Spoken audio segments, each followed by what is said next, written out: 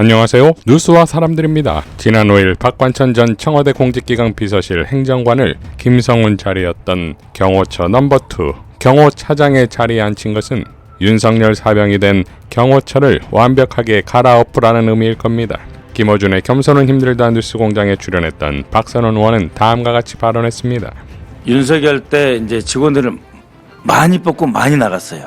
그러니까 이제 많이 나갔다는 그거는 뭐냐면은 이제 문재인 정부 때부터 있었던 경호처 직원들이 못 버티고 나간 사람들이 많고, 그다음에 이제 새로 뽑은 사람들은 그냥 어떤 정치적 중립성이라든지 이것을 중시하지 않고 반대로 우리 편을 위주로.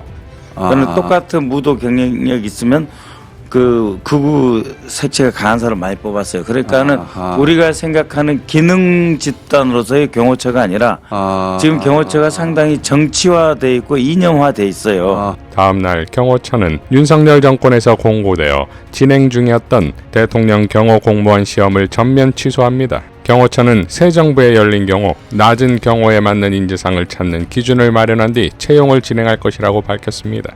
자, 들어올 자들에 대한 계획이 섰으니 이제 내보낼 자들을 내보내야겠지요. 9일 아침 강유정 대변인은 다음과 같이 브리핑했습니다. 12.3 내란 과정에서 경호처는 법원이 합법적으로 발행한 체포영장 집행과 압수수색을 막으면서 사회적인 혼란과 갈등을 초래했습니다. 또한 경호처 수뇌부는 적법한 지시를 거부하고 체포영장 집행에 협조한 간부들을 상대로 인사보복을 취하기도 했습니다. 국민 정체를 위해 봉사해야 할 국가기관이 사실상 윤석열 전 대통령의 사병으로 전락해 많은 국민들의 공분을 샀습니다. 대통령실은 오늘자로 인사위원회를 열고 12.3 비상계엄에 가담한 경호처 본부장 5명을 전원 대기 발령합니다. 추가적인 인사 조치가 나오기 전까지 대통령 경호처는 당분간 직무대행 체제로 전환됩니다. 이는 새 정부가 들어선 데 따른 인적 쇄신과 조직 안정화를 위한 조치이며 이재명 대통령이 강조해온 열린 경호, 낮은 경호의 실행입니다. 자, 뿐만 아니라 경향신문의 단독 대통령실 윤체포영장 저지관여 군 경호수장들 물갈이 경호처 개혁 속도전 기사에 따르면 대통령의 외부행사 경호를 담당하는 33 군사경찰 경호대 대장과 대통령 관저 경비를 담당하는 수방사이야 55 경비단의 단장을 파견 해제했습니다. 이미 지난 1월 군인권센터는 33 군사경호대장과 55 경비단장을 직권남용 권리행사 방해 및 특수 공무집행 방해 혐의로 검찰에 고발했습니다. 대통령 경호라는 명예로운 일을 윤석열 김건희 이벤트 놀이나 하면서 국민에겐 입틀막, 길틀막까지 하다 결국 내란 수계를 경호하겠다며 실탄까지 꺼내들고 공권력에 맞서던 자들의 말로는 당연 법이 가용한 최고의 단죄를 해야 할 것입니다.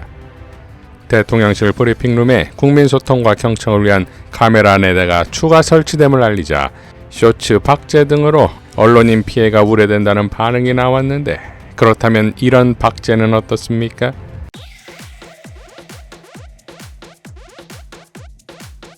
아니면 윤건희 정권 전체를 통틀어 바이든 날리면에서 계란말이에 김건희 극찬 보도까지 대한민국 언론의 흑역사로 박제된 것은 부끄럽지 않은 것입니까? 나시나 언론인은 다음과 같이 밝혔습니다. 윤석열의 김치찌개 그리고 김건희와 찍은 셀카의 추억. 윤석열이 대통령일 때 출입기자들을 개떼처럼 모아놓고 김치찌개, 계란말이를 해준 적이 있다. 언론 보도를 보면 당시 분위기 좋았댄다. 영상을 보면 참석자들이 해벨레 웃는 모습을 확인할 수 있다. 김건희 의혹과 경제난 등으로 상난 국민들의 염장을 지르는 이벤트였다. 언론 대부분은 이런 저질 이벤트를 꾸짖기는커녕 아첨 같은 상찬에 바빴다. 출입기자들이 해벨레 웃으며 김건희와 셀카를 찍는 모습은 웃기다 못해 기괴했다. 기자생활 30년 만에 처음 보는 해괴한 이벤트였다. 희대의 웃음거리가 된 바이든 날리면 논란이 한창일 때도 그나마 언론다운 언론 MBC가 탄압을 받을 때도 대부분의 언론은 침묵했다. 김건희가 받은 고가 외제 가방을 파우치라고 묘사해 장안의 조롱거리가 된 기자가 KBS 사장이 된 것은 일그러진 한국 언론의 실상을 적나라하게 보여줬다. 그렇게 순한 양 같은 기레기 모습으로 순치된 언론쟁이들이 이재명 정부가 출범하기 무섭게 벌이는 행태는 오픈 개그 같다. 온 국민이 윤석열 정권 당시 너님들의 행태를 지켜봤는데 지금 와서 엄정한 감시 언론 코스프레를 하면 얼마나 꼴이 우스울까. 이재명 정부 대통령실 브리핑에 임하는 출입기자들의 저세상 태도를 보면서 이런저런 상념이 든다. 너님들은 떳떳하겠지만 나는 부끄럽다 라고 일갈했습니다. 서울고법이 헌법 84조에 따라 이재명 대통령의 파기환송심 기일을 연기한다고 밝혔습니다. 이러한 연기는 이미 법조계에선 상식입니다. 차진아 고려대 로스쿨 교수는 헌법 84조의 취지를 보면 형사소추는 결국 형사재판을 개시하는 행위를 말하고 있다. 이는 현직 대통령에 대해 형사재판을 못하게 하는 것이므로 곧 진행 중인 재판도 멈춰야 한다는 뜻이다. 노희범 변호사는 헌법 84조는 국민이 선출한 대통령이 형사재판으로 리더십에 공백이 생기지 않도록 해야 한다는 의미다. 입법 취지를 고려할 때 형사소추의 범위에 재판이 포함된다고 봐야 한다. 김희균 서울시립대 로스쿨 교수는 현직 대통령이 재판을 받는 것 자체가 적절치 않은 데다가 국민이 기소 사실을 알고도 대통령으로 선출한 점도 고려해야 하지 않겠느냐. 박찬주 변호사는 공론화된 대통령 후보에 관한 범죄 혐의와 불소추 특권에 기인하는 대통령 취임 후에 지위라는 논문에서 일반적으로 받아들여지고 있는 문리 해석에 의하면 헌법 84조에서 말하는 소추의 개념에 재판이 포함된다고 보는 것이 통설이다. 자, 반면 나경원은 법원이 드디어 이재명 대통령에게 무릎 꿇었다. 이제 민주당의 재판 정지법도 필요 없게 되었다. 한동훈은 대한민국 사법부의 역사에 큰 오점으로 남을 것이다. 다른 이 대통령 재판 중인 재판부들은 절대 이러지 말아야 한다. 주진우는 개별 재판부 결정일 뿐 아직 최종 심인 대법원의 결론이 아니다 라고 밝혔으니 돌다리도 두드리고 지나야겠지요. 민주당은 서울고법의 이러한 조치에 12일에 있을 형사소법 개정안 처리를 진행하겠다고 밝혔는데 조승래 대변인은 개별 재판부의 의견으로 정리가 되면 헌법 정신에 대한 자의적 해석이 될 수 있기 때문에 문제가 된다. 헌법 해석에 있어서 자의성이라는 측면에서 보면 법원이 명확하게 문제에 대해 재판이 중단된다는 명확한 해석을 하는 게 필요하다. 개별 재판부가 아닌 재판이 중단된다는 법원의 해석이 필요하다. 개별 재판부의 의견으로 하는 기조가 계속된다면 형사소송법 개정 추진을 민주당이 보류할 이유는 없다고 생각한다. 자, 그러니 민주당은 12일 법안으로 진격해야 합니다. 전현희 최고와 조국 혁신당의 기자회견으로 마무리하겠습니다. 김용태 국힘 비대위원장이 난데없이 재판 진행에 대한 대통령의 입장을 따지고 있습니다. 내란에 대한 통렬한 반성과 국민에 대한 사죄가 우선인 정당이 국가 정상화를 위해서 노력하는 대통령을 처음부터 발목 잡는 모습이 참으로 후안무치합니다.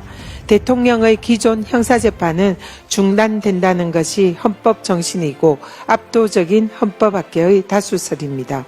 민주공화국인 대한민국의 주권자인 국민의 선택은 존중되어야 합니다. 헌법은 안정적인 국정 운영을 위해서 대통령의 불소추 특권을 보장하고 있습니다. 형사소송법에도 공소의 수행, 즉 재판 진행이 소추에 포함된다라고 분명히 나와 있습니다. 헌법학계의 압도적인 다수설임을 다시 한번 강조합니다. 법사위를 통과한 형소법 개정안은 헌법과 형소법의 규정을 보다 명확하게 하려는 것으로 대통령 불소추 특권의 취지에도 정확히 부합합니다.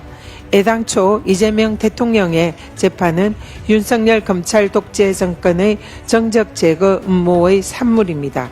검찰 독재의 망령이 진짜 대한민국을 바라는 주권자의 열망을 덮을 수는 없습니다. 국힘은 진정 법 앞에 평등을 외치고 싶다면 윤석열 김건희 구속을 당론으로 정하기 바랍니다. 평등 원칙과 법치주의를 훼손한 주범은 윤석열 검찰 독재 정권과 국힘임을 명심하기 바랍니다. 조국혁신당은 다음과 같이 강력히 촉구합니다. 첫째, 헌법 제84조에 따라 법원은 이재명 대통령에 대한 재판을 즉각 중단해야 합니다. 둘째, 국회는 본회의를 열어 부의된 형사소송법 개정안을 조속히 통과시켜야 합니다. 이는 국회의 의무입니다. 국회는 개별재판부의 선의를 기다리지 말고 헌법상 불소추 특권의 절차적 실현을 위한 구체적 명문화를 주저하지 말아야 합니다. 이상 뉴스와 사람들이었습니다. 시청해 주셔서 감사드립니다.